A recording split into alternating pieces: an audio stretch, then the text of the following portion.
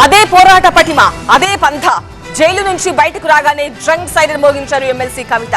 ఇక అన్బ్రేకబుల్ పోరాటమే ఉంటుందంటున్నారు. కేసీఆర్ బిడ్డ ఎలాంటి తప్పు చేయదు అని చెప్పారు. ఇవాళ సాయంత్రం కవిత హైదరాబాద్ కు రానున్నారు. ఆమెకు గ్రాండ్ వెల్కమ్ చెప్పేలా బీఆర్ఎస్ నాయకులు ఏర్పాట్లు చేస్తున్నారు.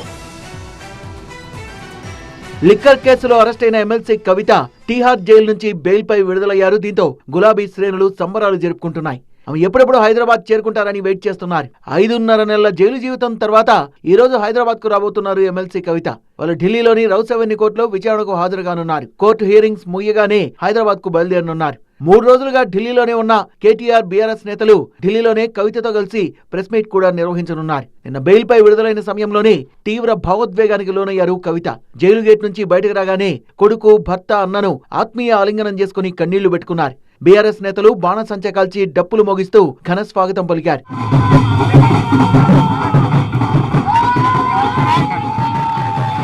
ఐవీఎఫ్ ఒక అధునాతన సంతానోత్పత్తి చికిత్స. అనేక దంపతులకు తల్లిదండ్రులు కావాలనే వారి కలను నెరవేర్చుకోవడానికి సహాయపడుతుంది. కన్నీళ్లు పెడుతూనే తనను ఇబ్బంది పెట్టిన వారికి స్ట్రాంగ్ వార్నింగ్ ఇచ్చారు కవిత. తను కేసీఆర్ బిడ్డనని తప్పు చేసే ప్రసక్తే లేదన్నారామె. 18 ఏళ్ల రాజకీయ జీవితంలో ఏ తప్పు చేయలేదని 5.5 నెలలు కుటుంబానికి దూరం చేశారంటూ ఆవేదన వ్యక్తం చేశారు. మొండిని జగమండిగా మార్చారని, ఇబ్బంది పెట్టిన వాళ్లు వడ్డీతో సహా మూల్యం చెల్లించుకోక తప్పదని హెచ్చరించారు కవిత. 18 సంవత్సరాలు నేను రాజకీయాల్లో ఉన్నాను. ఎన్నో ఎత్తుపల్లాలు చూశాను. కానీ పర్సనల్ గా నాకైనా నా కుటుంబానికైనా ఒక తల్లిగా పిల్లల్ని వదిలి 5.5 నెలలు ఉండడం అన్నది చాలా ఇబ్బందికరమైన విషయం. ఇటువంటి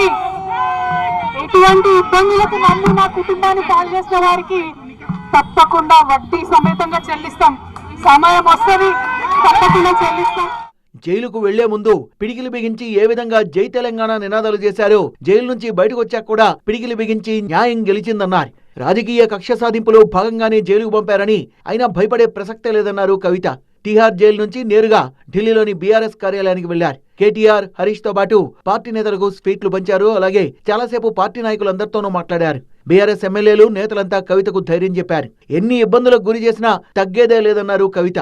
లిక్కర్ కేసులో సిబిఐ, ఈడీ కేసుల్లో సుప్రీంకోర్టు బెయిల్ ఇవ్వడంతో 10 లక్షల రూపాయల చొప్పున పూచీకత్తు కట్టి రిలీజ్ అయ్యారు కవిత.